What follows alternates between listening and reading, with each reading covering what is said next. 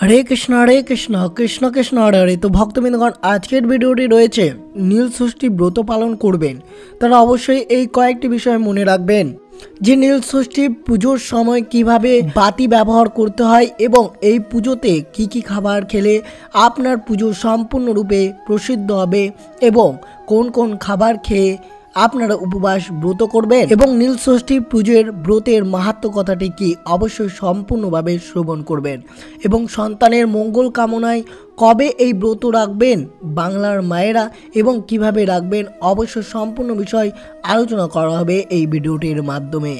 তো অবশ্যই ভিডিওটি সম্পূর্ণ মনোযোগভাবে শ্রবণ করবেন।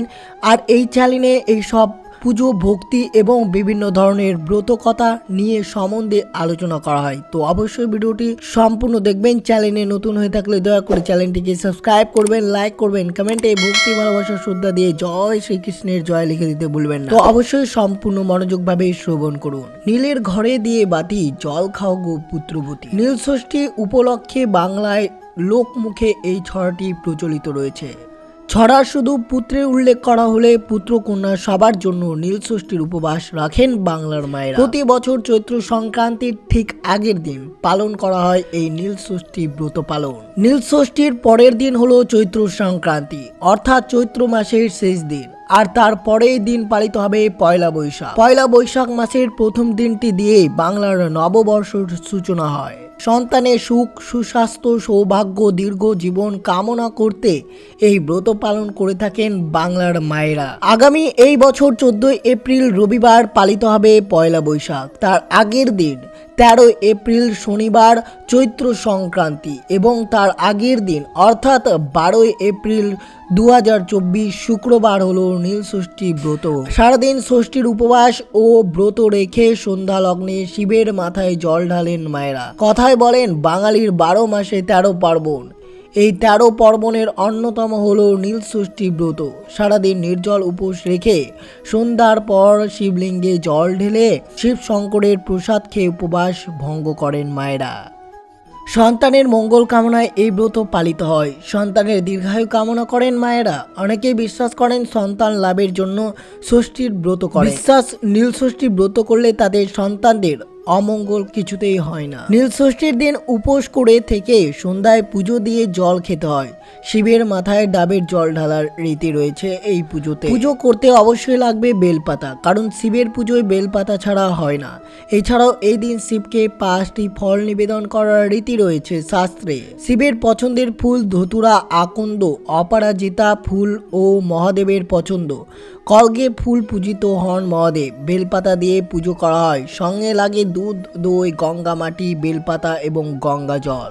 কন্যা পুত্র উভয় কল্যাণের জন্যই মায়েরা পুজো করে থাকেন। চড়ক পুজোর আগের দিন মহা আড়ম্বরের মন্দিরে মন্দিরে পূজিত হন মহাদেব। সন্তানের মঙ্গল কামনা করে এই দিনে নির্জলা উপবাস পালন করেন বাংলার মায়েরা। নাম নীল ষষ্ঠী হলেও এই দিন মহাদেবের আরাধনা করার প্রথা প্রচলিত রয়েছে শাস্ত্রে। এই সময় প্রচণ্ড গরমে সারাদিন নির্জলা উপবাস করে সন্ধ্যের পর নীলের ঘরে বাতি জ্বালিয়ে অর্থাৎ মহাদেবের পুজো করে তারপর উপবাস ভঙ্গ করা হয়ে থাকে। সন্তানবতী মায়েরা সন্তানের মঙ্গল প্রার্থনা এই ব্রত পালন করেন বলে একে নীল ষষ্ঠীর সঙ্গে প্রচলিত কথা হলো নীলের ঘরে দিয়ে বাতি জল খাও গো পুত্রবতী। নীল পুজোর উপকরণ। শিব মন্দিরগুলোতে এই দিনে মহিলাদের ঢোল নামে, তবে অনেকের বাড়িতে মহাদেবের পুজো করে নীল ষষ্ঠীর ব্রত পালন করেন। শিবের পুজোয় খুব একটা বেশি উপকরণ প্রয়োজন পড়ে না। কথায় বলে তিনি একটি বেল পাতাতেই তুষ্ট, তবে তার পুজোয় কয়েকটি জিনিস ব্যবহার করলে খুশি হন ভোলানাথ। অবশ্যই জানবেন নীল ষষ্ঠী পুজোর কি কি প্রয়োজন রয়েছে, অর্থাৎ কি কি উপকরণ। নীলের পুজোয় অবশ্যই পঞ্চামৃত দেবেন। এই পঞ্চামৃত হলো দুধ, দই, ঘি, মধু ও চিনি। এর সঙ্গে একটু কালো তিল, সিদ্ধি পাতা মিশিয়ে দিতে পারলে খুবই ভালো। এছাড়াও গঙ্গা জল, আকন্দ ফুল, ধতুরা, নীল, অপরাজিতা ও কাঁচা আম দিয়ে তার পুজো করুন। নীল পুজোর পদ্ধতি। নীল ষষ্ঠীর পুজো করতে আপনি যদি মন্দিরে না যান তাহলে বাড়িতে এই পুজো সেরে নিন। মহাদেবের পুজোয় বেশি উপকরণের প্রয়োজন না পড়লেও মনের ভক্তি ও সম্পূর্ণ আত্মনিবেদন লাগে। সারাদিন উপোস করে সন্ধ্যাবেলায় শিবলিঙ্গে জল ঢালুন। প্রথম পঞ্চামৃত দিয়ে শিবলিঙ্গে অভিষেক করুন। তারপর গঙ্গা জল, ডাবের জল বা কাঁচা দুধ দিয়ে শিবলিঙ্গকে স্নান করান। এরপর অবশ্যই বেলপাতা অর্পণ করবেন। দেখবেন 3টি পাতা যেন একসঙ্গে থাকে। সাদা চন্দন, ফুল ও কাঁচা আম নিবেদন করে পুজো করুন। সবশেষে সন্তানের মঙ্গল কামনা করে একটি ঘিয়ের প্রদীপ জ্বালিয়ে দিন। পুজোর পর প্রথমে প্রসাদ মুখে দিয়ে উপবাস ভাঙুন। তারপর রাতে সাবু, ফল, মিষ্টি ও ময়দার তৈরি নিরামিষ খাবার খেতে পারেন এই দিনে। অবশ্যই যে সকল ভক্তরা এদিন উপবাস থাকবেন তারা অবশ্যই প্রসাদ মুখে দিয়ে উপবাস ভাঙবেন। তারপর রাতে সাবু, ফল, মিষ্টি, বিভিন্ন ধরনের ময়দার তৈরি যে কোনো জিনিস খাবার খেতে পারবেন।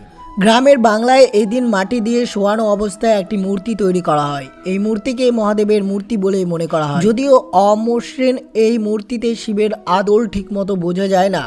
নরম মাটি দিয়ে তৈরি এই মূর্তির গায়ে এরপর খেজুর দিয়ে আবরণ করা হয়। এর চারপাশে খেজুরের পাতা দিয়ে ঘিরে রাখা হয়। আবার কোথাও কোথাও মাটির মূর্তির বদলে একটি মাটির ঢিবি তৈরি করে সেখানে ফুল, বেলপাতা দিয়ে পুজো করেন মহিলারা। একই সঙ্গে চলে বালা গান বা নীলের গান। এই দিন বাড়ির মহিলারা সারাদিন ধরে উপোস করে থাকেন। বিকেলে পুজো দিয়ে তবেই কিছু মুখে দেন তারা। নীলষষ্ঠীর দিনে উপোস করে থেকে সন্ধ্যায় পুজো দিয়ে জল খেতে পারেন। অবশ্যই ডাবের জল আপনারা খেয়ে এই ব্রতের উপবাস ভঙ্গ করবেন।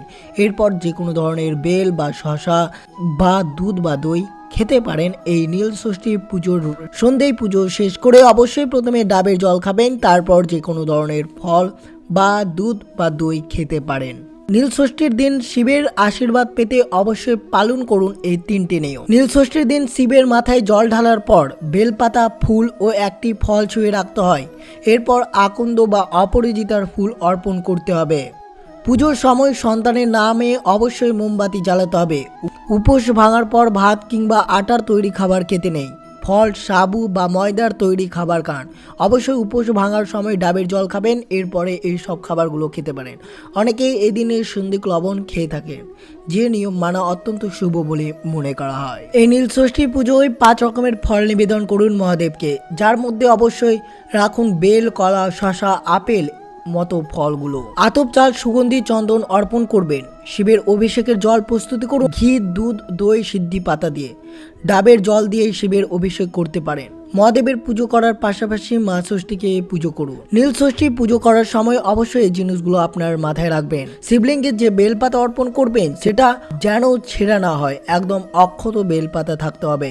বেলপাতার মসৃণ দিকটি যেন শিবলিঙ্গে স্পর্শ করা হয়। আধ ভাঙা চাল নিয়ে নিবেদন করবেন না, গোটা আতপ চাল নেবেন। নীলষষ্ঠী ব্রত পালনে কালো পোশাক না পরাই ভালো। এক্ষেত্রে হলুদ, কমলা, নীল কিংবা সাদা পোশাক পরতে পারেন। শিবের পুজোয় তুলসী পাতা বা দুব্র দিবেন না। এরপর আমরা শ্রবণ করব নীল পুজোর ব্রতর মাহাত্ম্য কথাটি। এক দেশে এক ব্রাহ্মণ আর ব্রাহ্মণী বাস করতেন। তারা অতি ভক্তি করে সমস্ত বার ব্রত পালন করতেন, তবুও তাদের সন্তান একটাও বাঁচত না। তাদের মনে এই ধারণা হলো যে এই সব বার ব্রত করে কিছুই লাভ নেই, আসলে সমস্তটাই মিথ্যে। এই বলে তারা সব ছেড়ে ছুড়ে দিয়ে দুইজন কাশী চলে গেলেন। একদিন কাশীতে গঙ্গায় দুইজনে স্নান করে উঠে ঘাটের ওপর বসে মনের দুঃখে কাঁদতে লাগলেন। তাই দেখে মা ষষ্ঠী বুড়ি ব্রাহ্মণীর বেশ ধরে এসে তাদের জিজ্ঞাসা করলেন, হ্যাঁ গো, তোরা কাঁদছিস কেন? ব্রাহ্মণী বললেন, সে কথা তোমায় বলে কি হবে মা, আমরা বড় মনের জ্বালায় জ্বলছি। আমাদের অনেকগুলো ছেলে আর একটি মেয়ে হয়েছিল, কিন্তু সব কটাই মরে গেল। তাই ভাবছি যে সব বার ব্রত ঠাকুর দেবতা মিথ্যে। আমরা তো কোনো বার ব্রত বাদ দিইনি, তবে কেন আমাদের সব সন্তান মরে গেল? মা ষষ্ঠী বললেন, দেখো বাচ্চা, তোমরা সব বার ব্রত করো বলেই মনে বড় অহংকার ছিল, সেই জন্য সব মরে গিয়েছে। শুধু কি আর বার ব্রত করলেই হয়? ভগবানের ওপর বিশ্বাস থাকা চাই, মন পবিত্র থাকা চাই, সবারই কাছে নিচু হওয়া চাই, এক মনে মা ষষ্ঠীকে ডাকা চাই, তবেই হয়। তখন ব্রাহ্মণী বলল, তাহলে আমাদের উপায় কি হবে মা, একটু বলো। মা ষষ্ঠী জিজ্ঞাসা করে বললেন, তোরা কি নীল ষষ্ঠী করেছিস? ব্রাহ্মণী বলল, সে কি মা, কই ওই ব্রত তো আমরা জানি না। তখন মা ষষ্ঠী বললেন, সমস্ত চৈত্র মাসের সন্ন্যাস করে শিব পুজো করবে। তারপর সংক্রান্তির আগের দিন সমস্ত দিন উপোস করে সন্ধ্যার সময় নীল বাতির পুজো করে নীলকণ্ঠ শিবের ঘরে বাতি জ্বেলে দিয়ে মা ষষ্ঠীকে প্রণাম করে তবেই জল খাবেন। এই দিনে ষষ্ঠীর দিন বলা হয়, যারা নীল ষষ্ঠী করে তাদের ছেলে মেয়ে কখনো অল্প বয়সে মারা যায় না। এই কথা বলে মা ষষ্ঠী অদৃশ্য হয়ে গেলেন। তারপর ব্রাহ্মণী দেশে ফিরে গিয়ে খুব ভালো করে নীল ষষ্ঠীর পুজো আরম্ভ করলো। এরপর তাদের যতগুলো ছেলে মেয়ে হলো সব দিব্যি বেঁচে রইল। পাড়ার সকলে ব্রাহ্মণীর সুখ দেখে আর এই নীল ষষ্ঠীর ব্রত জানতে পেরে সবাই নীল ষষ্ঠীর ব্রত করতে লাগলো। এই ব্রত করে সবারই ছেলেপুলো নিরোগ হয়ে বেঁচে রইল। তো এই ছিল ব্রতের মাহাত্ম্য কথাটি।